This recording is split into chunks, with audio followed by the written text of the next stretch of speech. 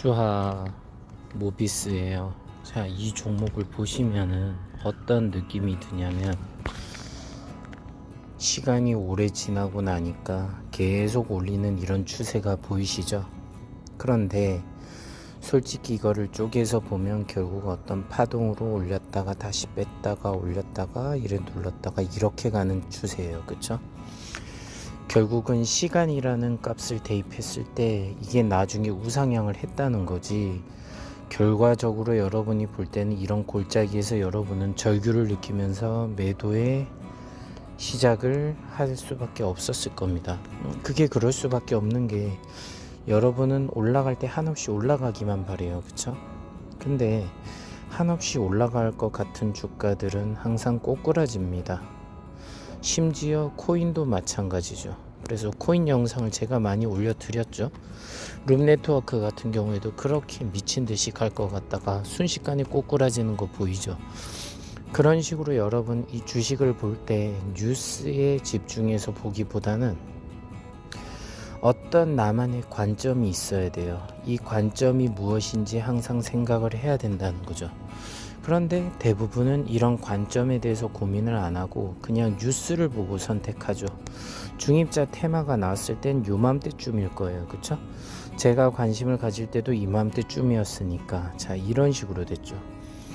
매수 매도를 하는 방법의 매수 근거라고 하면 어떤 거냐면 어떤 뉴스와 테마가 붙어서 어떤 방향성으로 가는지 살펴봐요. 살펴보면서 얘가 지금 계속 올라가긴 힘들겠구나. 그러면 꼬꾸라지기를 저는 기다려줍니다. 꼬꾸라지죠? 그럼 이때부터 매수를 해요. 왜 이때 매수를 하냐면요, 이때 매수를 하는 이유는 딱 두 가지예요. 정말로 이 뉴스가 허구성이었기 때문에, 테마가 무너지면서 박살났기 때문에 저는 튀어나오는 살짝의 반동을 먹으려고 사는 경우, 그게 아니면 개미들을 털기 위해서 일부러 뺀다는 거죠.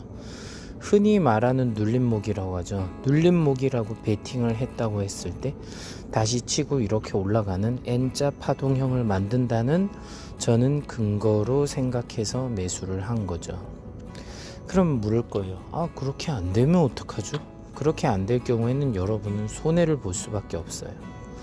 손해를 보게 되는 경우가, 여러분들이 샀는데 반등하는 척 하다가 내 평단가 안 오고 꼬꾸라지고 다시 이걸 반복하고 나면 결국 우하향이죠.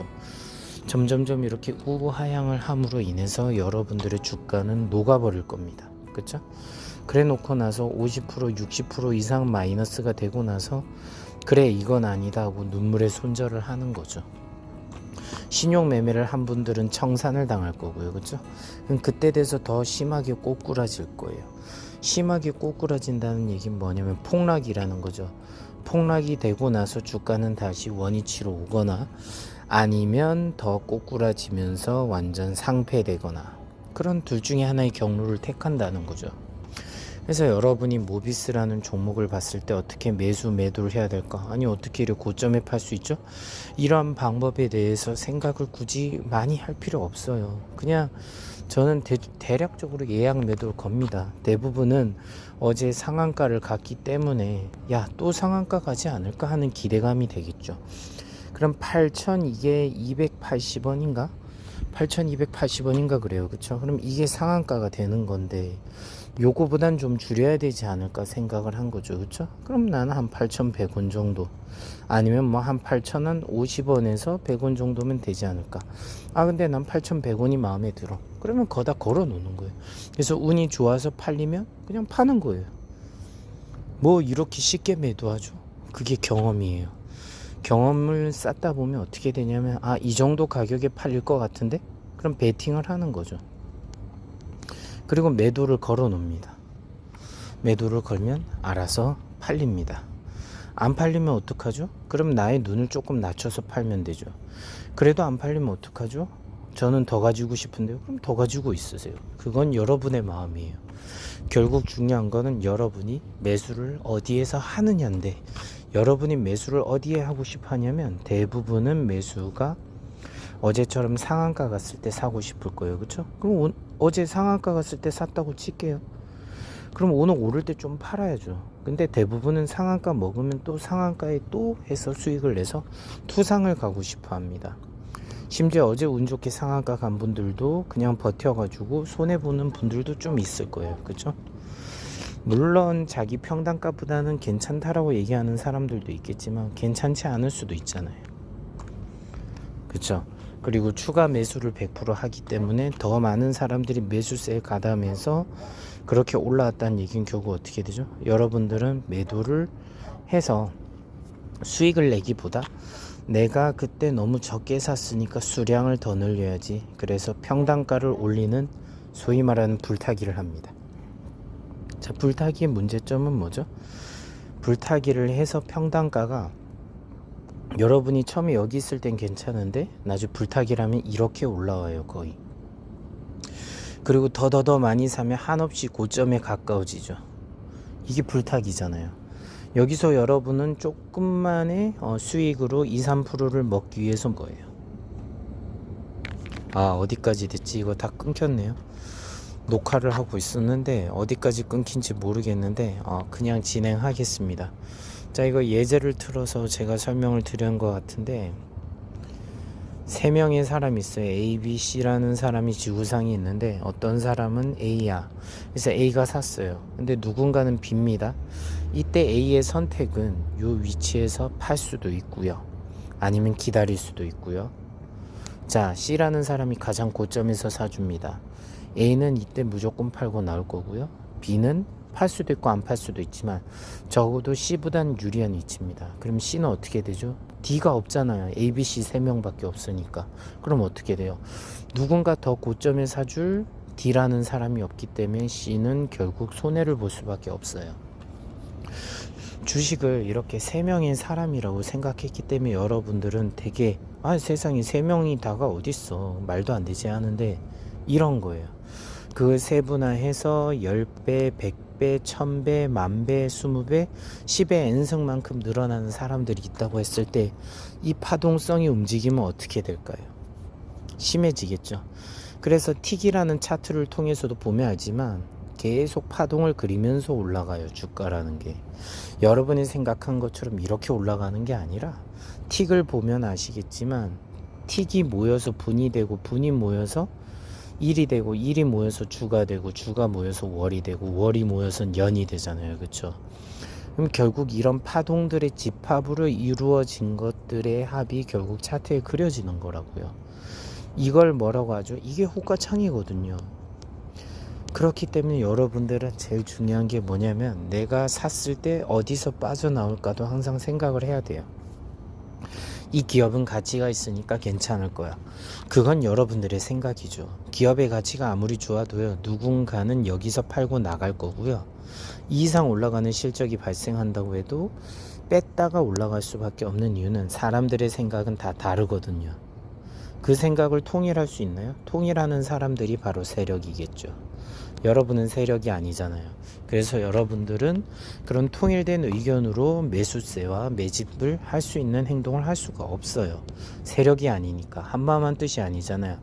변신 합체 로버트처럼 해가지고 여기에 1호기, 2호기, 3호기, 4호기, 5호기가 다 들어간 로버트가 아니라, 여러분은 다 각기 따로 노는 로버트가 5대가 따로 있잖아요. 나는 2%, 너는 5%, 쟤는 10%, 난 마이너스 3%도 좋아, 난 마이너스 5%도 좋아. 다 생각이 다른데 어떻게 여러분은 여기서 수익이 나길 기대하면서 가만히 있습니까? 말이 안 되는 거예요. 시장은 아주 역동성으로 변하고 있다고요. 그래서 어떤 테마와 어떤 뉴스가 나온다고 해도요, 그 뉴스를 보고 나는 들어갈 때 무조건 올라갈 때 쫓아가는 게 아니라 잠시라도 꺾였을 때 조금 관심 가지면서 매수를 하는 겁니다. 그래서 더 꼬꾸라지는 한이 있더라도 나는 꼬꾸라지면 내 생각이 틀렸구나 하고 매도를 치던지, 아니면 수량을 좀 줄이던지, 아니면 그냥 잠자코 있던지, 더 꼬꾸라질 때까지 버텼다가 반등하는 위치에서 매수해도 늦지 않거든요. 그 다음에 올라가면 엄청나게 큰 수익을 얻을 수 있다는 겁니다. 이런 부분을 좀 참조하셔서 여러분이 주식을 하면 좋겠어요. 그게 모비스가 됐던 어떤 거든 좋아요. 뭐든지 좋다고요. 이제 또 해운주가 올라온다고 하면 또 해운주에 여러분은 투자할 거고, 반도체가 올라온다고 하면 또 반도체에 투자할 거고, 2차전지 반등한다고 하면 2차전지 살 거고, AI가 올라온다면 AI 살 거고, 바이오 살 거고, 게임 살 거고, 끝없이 여러분은 뉴스를 통해 가지고 접근을 하기 때문에 항상 솔직하게 말하면 저보다 늦을 수밖에 없어요. 그러면 어떻게 되죠? 결국 여러분은 저보다 손해볼 확률이 높다. 그쵸?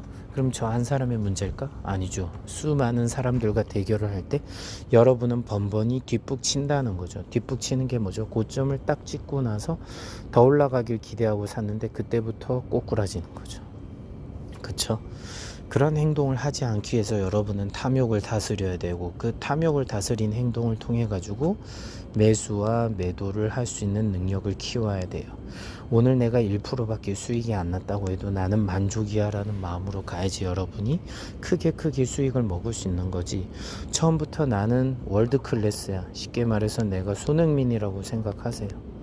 그래서 손흥민이라고 생각해서 나는 벌써부터 슛을 넣고 세계적인 스타가 될 거야 라고 생각하는 거 말도 안 되는 얘기예요. 기본기부터 다져야죠. 매수를 잘 못하는데 어떻게 매도를 잘하죠? 매수를 못하기 때문에 매도가 어려운 거예요. 매수를 잘해봐요. 매도가 쉬워지죠. 잔소리가 길었는데 여러분에게 매수 근거라는 게 이런 겁니다. 어쩌면 어이없는 얘기 중에 하나고 개똥 철학이겠지만, 이런 것들이 여러분이 주식시장에서, 코인에서 살아남을 수 있는 방법, 때론 부동산에서 살아남을 수 있는 방법이 될 겁니다. 시청해 주셔서 감사합니다. 구독과 좋아요, 알림 설정 사랑이고 저에게 큰 힘이 됩니다. 아울러 제가 영상을 지속하는데도 큰 동기부여가 됩니다. 시청해 주셔서 감사합니다. 주밤.